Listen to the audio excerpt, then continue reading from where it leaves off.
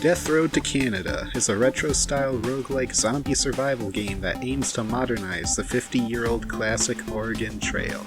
Released in June of 2016 and developed by Rocket Cat Games, Death Road to Canada still receives infrequent but substantial updates and has a surprising amount of replayability and secrets underneath the hood. Don't let the pixelated graphics and the outdated humor fool you. This game is stressful as hell. Nothing is more heart-stopping or ass-clenching than trying to escape a house and finding there are about 50 zombies sitting outside who are now funneling inside faster than you can kill them, ending a run you've dedicated 2 whole hours to. To survive the death road, you will have to rely on your skills, your wits, and an insane amount of luck to make it in one piece. With zombies, bandits, and your own stupidity working against you, every single choice you make can lead to your end. Buckle up and pack some snacks for the ride because it's going to be a long trip.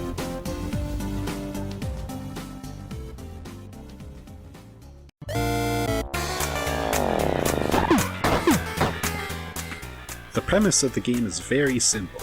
Survive a road trip from Miami, Florida all the way through the east coast of America until you reach the Canadian border. While the plan is simple, actually making it to Canada is much more complicated. Standing between you and the red maple leaf is a sea of the undead. One zombie is incredibly stupid and fragile. In small groups, you can easily just walk right past them and they won't even do anything. Unfortunately, you rarely find small groups. The closer you get to the border, the more agitated and numerous the dead get. One thing this game cannot get enough praise for is just how panic-inducing it is to get swarmed.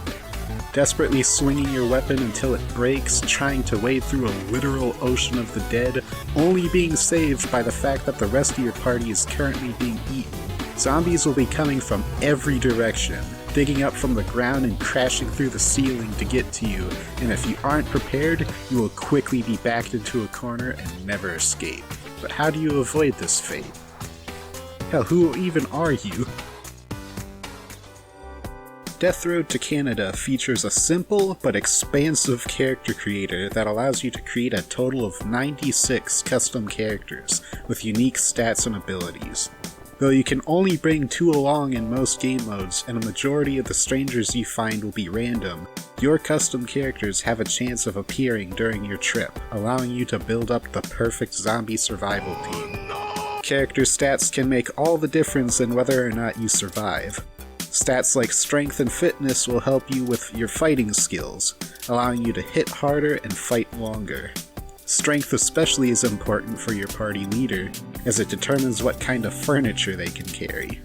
Swinging around a baseball bat will get you far, but the quickest and most efficient way to clear hordes is by throwing things at them. Chairs, couches, the kitchen sink if you're strong enough to rip it out the ground. Throwing furniture will knock over zombies or outright kill them without tiring yourself out by constantly swinging weapons.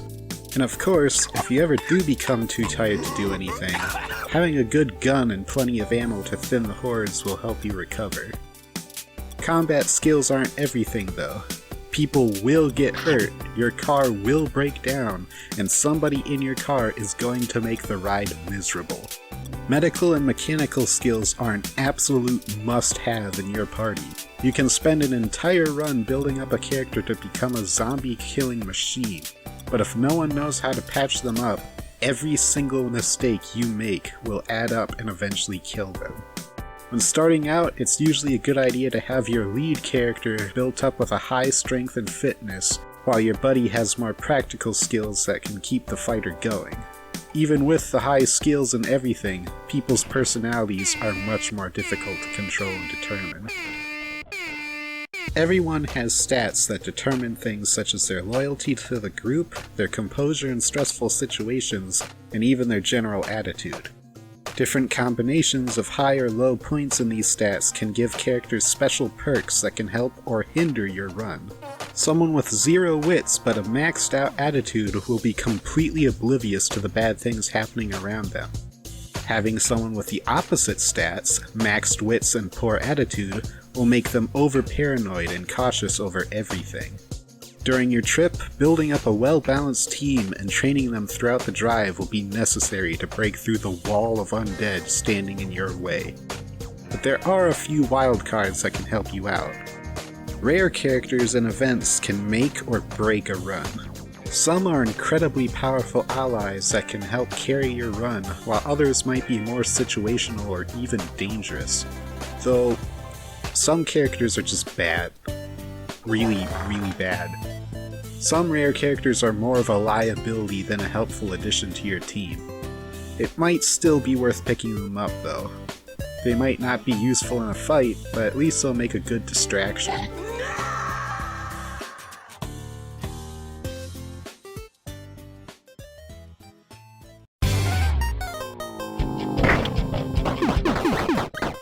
The game is split up into two main parts, driving and looting. While looting, you have direct control over one of your party members and will lead everyone else you bring with you into a mission. This is where your strength, fitness, and shooting skills will come into play. Exploring the zombie-filled streets, your goal is to grab everything you can without being killed and make your escape. Where you loot and what you'll find are both determined by the location you pick out while driving. These locations can be something simple like a lone house on the side of the road, or something more dangerous and unique like an underground bunker hidden in the forest. You are free to leave at any point by getting back into your car if things get dangerous. Don't get too greedy. You'll need every resource you can get your hands on, but you won't be able to use any of your gear you collect if you're dead. Keep an eye on time and consider leaving your wounded in the car to avoid losing someone on a mission. Once you are in the car though, you get into the second main aspect of the game, driving. While looting mostly cares about your fighting stats, driving will take all of your stats into account. While driving, you will periodically run into random encounters. These random encounters can be uneventful flavor text that doesn't change anything, or game-changing special events that can make or break a run. These events can be resolved or avoided with your character's stats or resources. Say you find a creepy, unnerving location that could contain loot. Having someone with high composure venture inside would be wise, as they wouldn't be frightened as easily as someone with low composure. As another example, say you're caught and surrounded by a gang of vicious bandits who demand everything you have. A well-composed, smart survivor might be able to offer a compromise and hand over something valuable to save their resources. Or, one of your party members can be so obnoxious and annoying that the bandits will be so busy beating them up that everyone else can escape unharmed. There are so many events and possible solutions to them that I could go on like this forever. Though just know that not every special solution is a good one. Play your cards right and think through your actions. Again, one wrong move is all it could take to spell the end of your road trip. Once you have your crew assembled and you have plenty of ammo to waste, prepare yourself for the onslaught at the end of the road. After one last stop to get some trading done, the last stretch is a hellish, seemingly never-ending horde of zombies that you must fight through before you can make it to safety. If you aren't equipped with the best gear and your party isn't properly trained, you will die trying to make it to the border. But if you have the resolve, the skills, and the weaponry to persevere, you just might make it.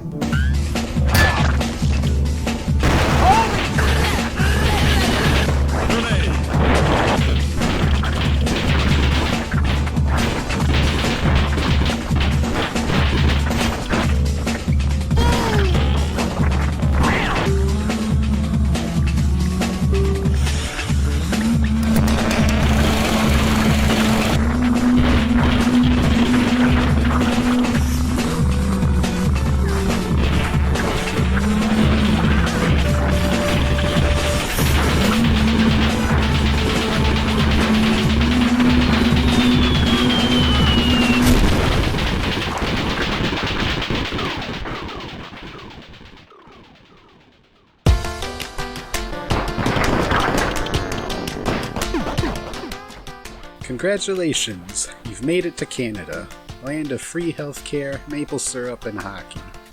You may have lost some friends along the way, but the journey is finally over. You're done. right?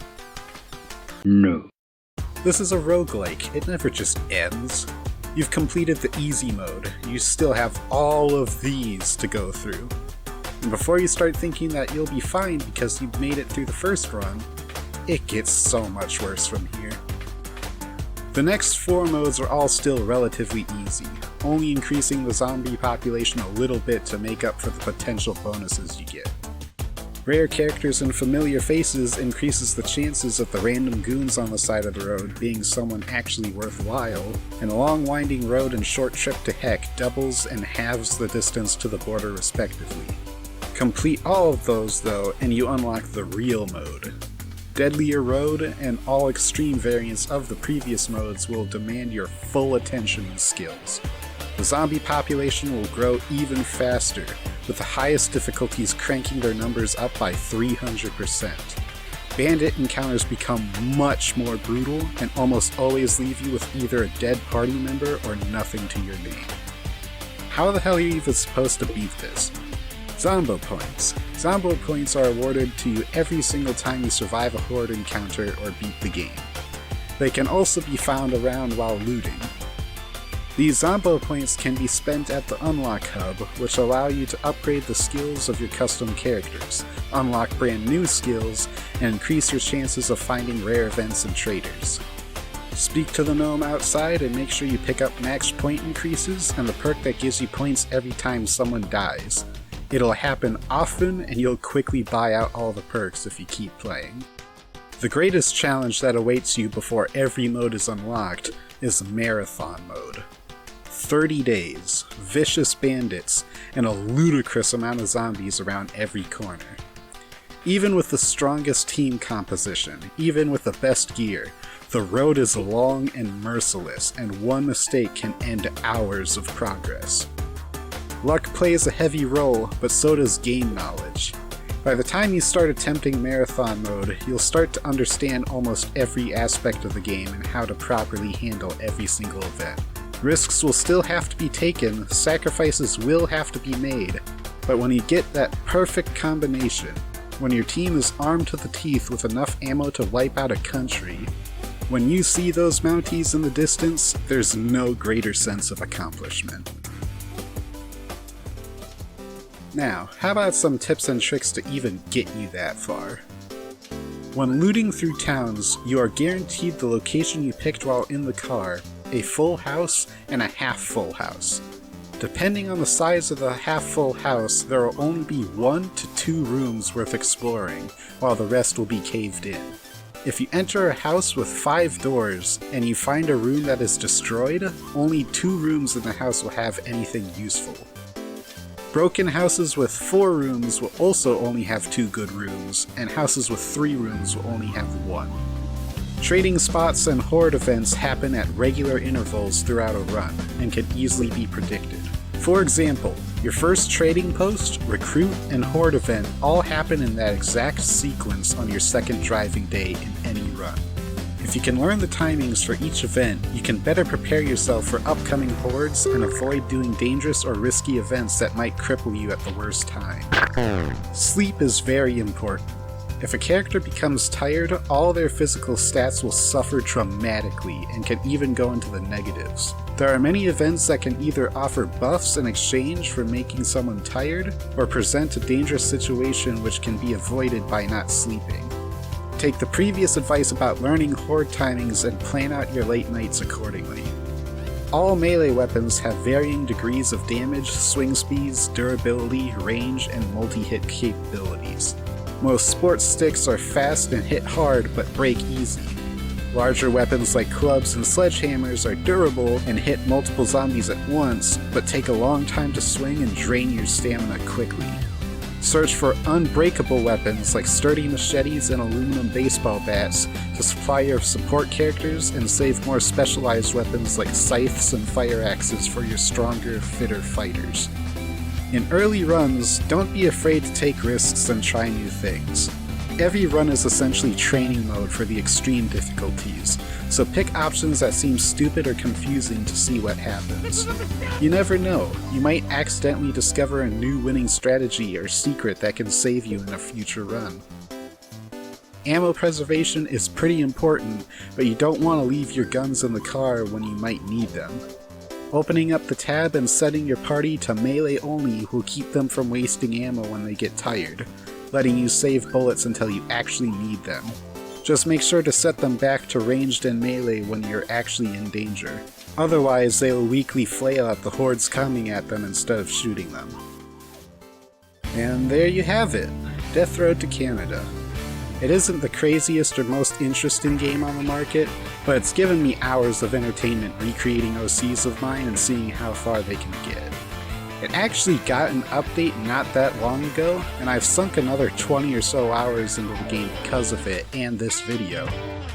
It's a challenging and charming roguelike that should keep your attention for quite a while, and just like normal road trips, I find it's the perfect game to play while listening to old podcasts or your favorite songs.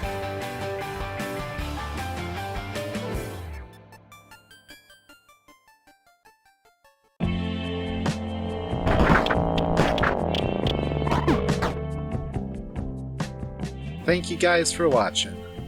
This is my second review that I've ever written, so it's probably a little rough around the edges. And the video itself probably also has a few issues of its own. I've been sitting on this script for like, half a year at this point, gathering footage and trying to find the motivation to finish it. I love this game though, and my normal editing style wouldn't really work for it. That's what I want these reviews to be for. Watching my Madness or Elden Ring videos, it's very clear that I love those games, and I want you to get as excited to watch them as I am to play them. These reviews probably aren't nearly as entertaining, but it lets me show off a game I really enjoy and otherwise couldn't show off. If more reviews are something you want to see, leave a like and a comment below. I already have a decent sized backlog of games I want to show off, and even more I haven't even gotten to yet, but recommend some games of your own. If I get enough requests, I might even be able to get another review out before the end of the year. Now, it's time to wrap up this already long video and get to work on the next big project. Thank you all again for watching, and I hope to see you all next time.